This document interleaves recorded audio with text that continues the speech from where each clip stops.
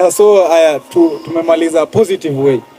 Let's go to the negative side first. Yeah, as I said, negative ways, I think there's very many negative ways. Sasa tuseme tu a few. Mob sana. So I just have to touch one or two things on the negative ways. And let me start with the cause of peer pressure. You know, you cannot fall into a peer pressure, or you cannot do something to be felt accepted if you are just alone, if you have isolated yourself. That you are doing it a peer pressure, you know, like depression. When you are alone and you are doing something, that is depression. But when you have a group of people or a friend and they are doing something and you fall for them, or you fall for what they are doing, that is what we call peer pressure, you see. So the main thing that, the main people that cause you to fall into a peer pressure, I can blame the friends or the group of people. See? So friends are the major cause of peer pressure. Another thing, maybe the social class, something like that. Maybe unaenda mahali, we used to go for outs or other things. So umeenda mahali, alafu unaangalia people are buying good stuff, or people are doing this and others. So those people waki take those things, wanna feel like when come out you go exhibit like you are from a different background. So that's where peer pressure comes in. So you need to go and ask them. So how do you do this? How do you go about this? That's where they fall into a peer pressure. You have peer pressure of alcohol, drugs, peer pressure of sex, peer pressure of robbery and other things. You see? So all these is just trying to make us to be accepted, either by the community or a friend or a group of people. And you should try to identify one of them. If you are falling for one, then I think it's time. Maybe I think since already you are born, I took what to drink, I took what to party. But when you see life imeanza kutia, you are doing things yoko unafanya, then you need to ask yourself, see, nimeenda wapi na nimetoka wapi, and what I'm doing right. The first thing is to identify where you are. If it is the friends, identify. Are these good friends or theirs bad friends? So the first thing is to identify the kind of peer pressure you are going through. So first thing is to identify the kind of peer pressure you're going through.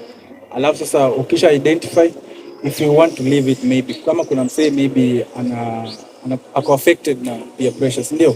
So ya kwanza identify shida yako nayo.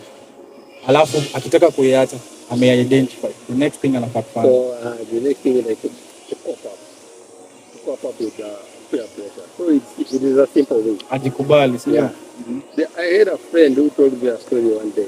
So this friend akaniambia, they used to make fake money. This guy was very young. I think he was 10 years or 12 years old.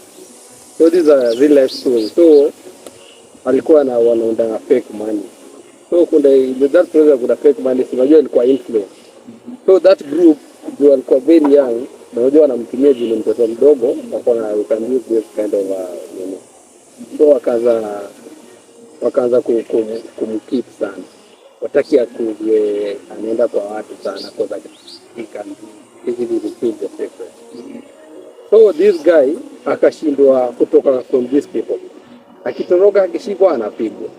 Anamuuliza kwa ameenda kufanya nini. Unaona? So wakati realize I'm not doing the right thing. And I need to get out of these people. So ilibidi atoke that place. Na akaenda a far place to a town. We do not want to. So that is the first thing I'll identify. Now the lesson learned was aliamua, let me cope up with this. How can I cope up with this? Get away from this people. So I think the first thing when you identify the problem and you see these are the friends, you need to isolate yourself from them. As you see, peer pressure is caused by friends, so you need to move out. And you can have a good way to move out. Maybe those people, maybe they are robbers, and when you want to move out from such kind of peer pressure, maybe they can hunt you. You see? So instead of hunting you just find a best way to move out. If you can share it with someone else, better. If you can't share it with someone else, just try to find a best way to move out. But the best thing is either you change them or they will change you forever. Another thing, how to cope with peer pressure is to change your friends. Yeah. You need to come and sit down. Maybe you are 2 or 3 friends. And I told you, bro, you have been getting this and this. So,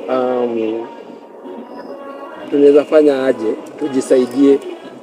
Oh, you have been partying, tumekuwa tukipati, tumekuwa tukikunywa, tumekuwa tukispend nights outside, spending a lot of money.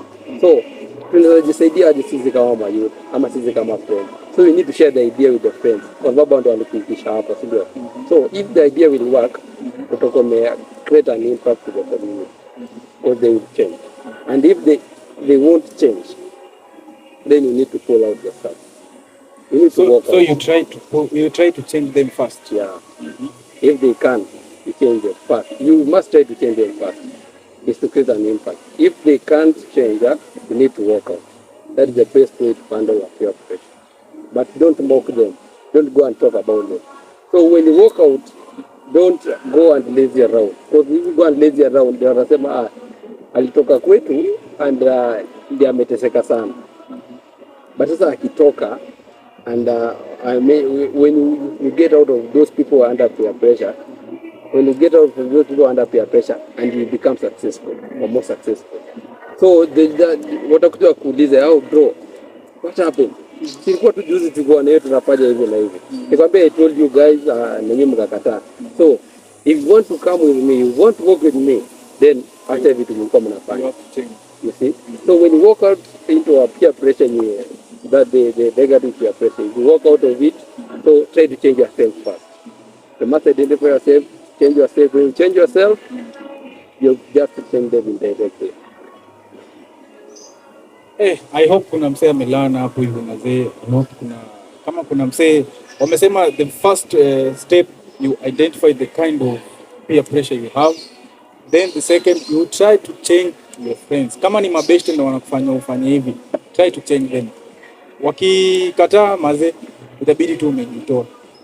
Jitoe, anzisha life ingine, at least kitu ni constructive. Na mazee, I think uta make fikia hapo. Na bro, peer pressure isipokuwa handled, ikishapita hapo, hiyo ndo tunaenda inafikia depression ama yeah, you can say that. Maybe you can be depressed, but depression mostly is caused by some internal factors. And mostly you're only depressed when you are alone, and you're only depressed when you can't share what is eating you up. So, but I don't think, it can lead to depression, but maybe you don't want to share it. Maybe I've been doing something bad with the guys, but you don't want to share it with anyone. Because unaona maybe watakuhunt ama watakufanyia nini, watakuhurt. Maybe walikutishia ukisema yetu huwa tunafanya tutakuua ama kitu kama hiyo. So it leads to depression. That is the effect but it's never too late. You can change. When you are 20, when you are 10, when you are 30, when you are 40, it's never too late. Anyone can change. It's never too late. By the way, I hope kuna msee amelani mazee. Hii kitu inasumbua wasee sana. Na so unajua karibu tunamalizia. So tukimalizia tu. Unaweza ambiaje msee mwenye hajafikia depression? Msee anaweza avoid nini? Ndio not depression, peer pressure. Msee anaweza fanya nini asifikie hapo?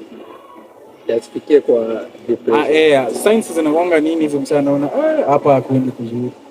Kuna some of the signs ya ukiona mtu kweli amechoka na the kind of peer pressure anakuwa akifanya. Kuna ile neglection and isolation. So you just isolate yourself most of the time, but then ukiona yeye mwenyewe akikuita and you become reluctant. Hauendi, haufanye, you don't take part. Inamaanisha this person anajiwithdraw polepole. So if you don't want to get into depression, the first thing you realize, you need to pull yourself and talk to someone. No, problem shared is problem solved. That's the best thing. When you share a problem, you can solve it. So ni poa kushare. Yeah, that's a good thing. You need to speak out. So bro, tukimalizia tu ya mwisho wasa wanaweza kama kuna msee maybe unajua wasa wamesikia wewe ni mentor na wameona vile unaongea, so maybe msee ako na depressed na anaweza kutafuta personally. Yeah, I've talked to a lot of people, by the way, and they really told me about your real life. No, you must. Me wanasema you must have your own mentor. You see, a mentor can be a parent or a friend. So yategemea vile huwa anakuadvise. And a mentor is someone who keeps secret. When you hear someone's story, you don't go and speak it. You don't go and tell someone. Ukienda kwambia mtu mwingine huyu alikuwa anafanyanga hivi, then hiyo mtu ataenda up into depression. But you need to identify your mentor. Kama your mentor should be someone who is silent, anakusikiza, anakupea good advice, and keep your secret. Yeah, lazima keep secret. Kwa sababu kuna vitu vingine you don't need to go and speak to people who anafanyanga nini na nini. So identify your mentor, go and talk to them. You can reach me, it's okay. You can have a day, you can have a talk. You just reveal yourself. You must talk even about yourself. Like for me, I also have a mentor. I also have more than 2 or 3 mentors.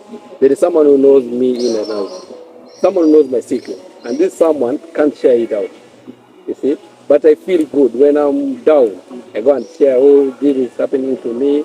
And then I remember it's hivi na hivi na hivi. Lakini I've never had mtu mwingine akisema, oh, nilisikia ulifanyanga hivi. That's not good.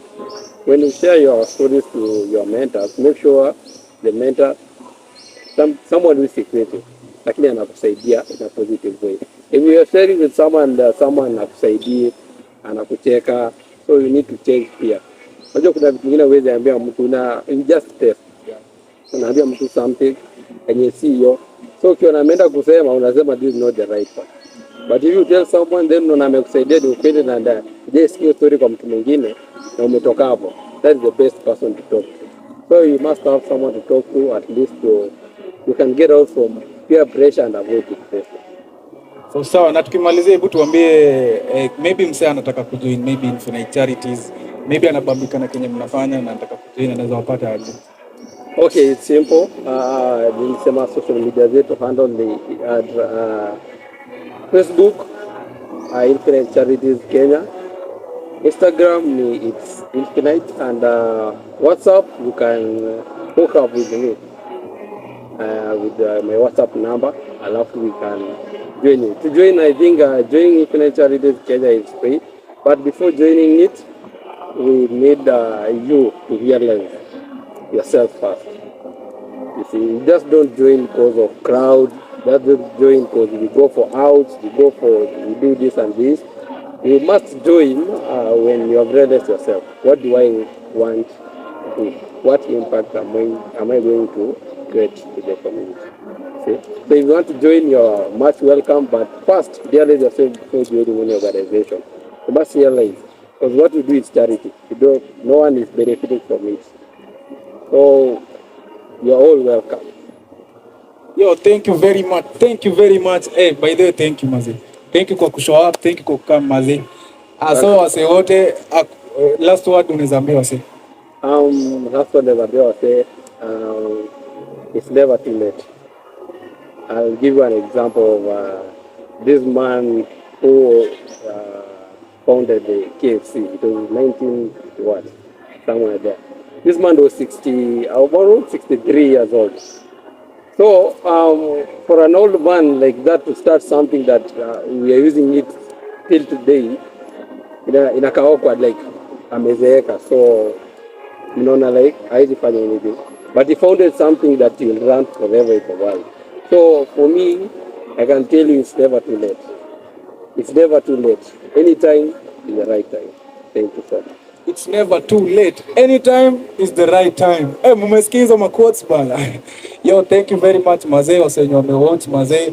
Thank you so much. Make sure umesubscribe hapo hivyo. Hebu ambia wasa subscribe. Subscribe, comment, like, share. Yeah, wamesikia. Comment, like na share. Yo, thank you very much mazee. Until next time. Thank you.